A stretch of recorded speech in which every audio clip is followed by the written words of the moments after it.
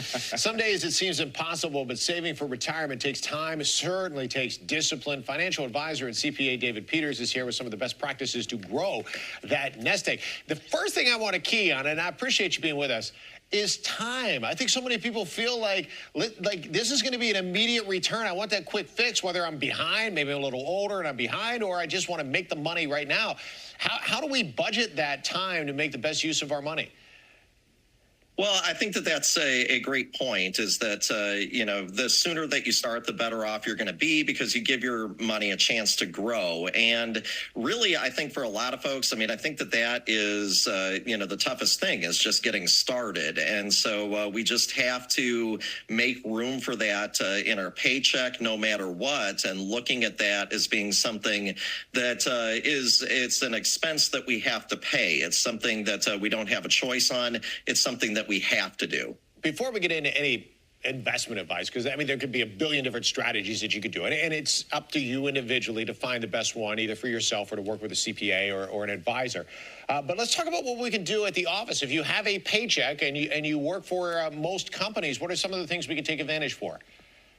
Well, I think that if you find yourself that you're undersaved, one of the things to know about is that once you reach age 50, you're able to give more than the maximum amount of a contribution to a 401k. There's something called a catch-up contribution that allows you to give more money than the maximum amount. And so in 2024, that's an additional $7,500. I think that that's a good way to save. If maxing out the 401k isn't enough, you can give that extra $7,500. The other thing that you could do too is you can also give to an IRA, as long as you have earned income.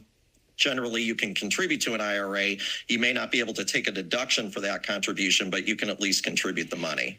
The Roth IRA, and I know a lot of people hear about this, might not know exactly what it does, but the bottom line here is also the income level that qualifies you for this continues to rise as well. Where is that now? Yeah, so now, the income level continues to get higher each year. And so what ends up happening is that at some point you end up making too much money and you can't contribute to a Roth anymore.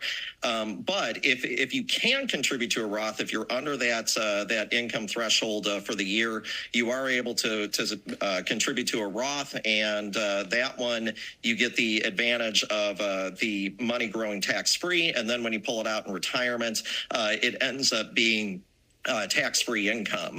So it's going to grow tax-free, and then when you pull it out, there's no tax on that distribution. Yeah, and that limit could be 6 figures for a couple, yes. both earning money. So it might be higher than what you think, and you still qualify for a Roth. Student loans, some employers actually will match some of your student loans as far as an investment. How does that work? Yeah, so one of the things that we had change at the very end of 2022 as a result of the Secure 2 Act is that we now have employers that are able to calculate the match that they make on contributions based off of qualified student loan payments. So if, for example, you were to give $5,000 to the 401k and you were to make qualified student loan payments of $5,000, the employer would match as if you had actually given $10,000 into the 401k. So it's a much bigger match. It's meant to kind of help people out that are, they come out of school, they have a large amount of debt, and they're trying to pay that down. Probably makes it difficult to save for retirement at the same time. So at least with this, you get a little bit of a better match. Yeah, no doubt about it. The bottom line there is talk with your HR department and see what opportunities are available for you at whatever company you're working for. Last thing I wanted to ask, and this goes back to having a million different opportunities, but you mentioned right at the beginning that it's just getting started is the key. If you're looking at an investment, and this I'm talking to the younger people here for sure, because your money can go farther the longer that you're investing. But it's overwhelming, it's confusing. People are just like, I don't even know what to do if I want to start putting away a couple $100 a month or whatever it might be for the rest of my life. Is there a simple way to do it? Do you just look for like an index fund maybe to get started, or what do you think is the easiest way to get in? Well, I think in general, I think when you're younger, you should invest more aggressively as a general rule. In other words, putting more money into stock funds, more in equities. As you get closer to retirement, you probably want to move a little bit more towards bonds, something that has less volatility.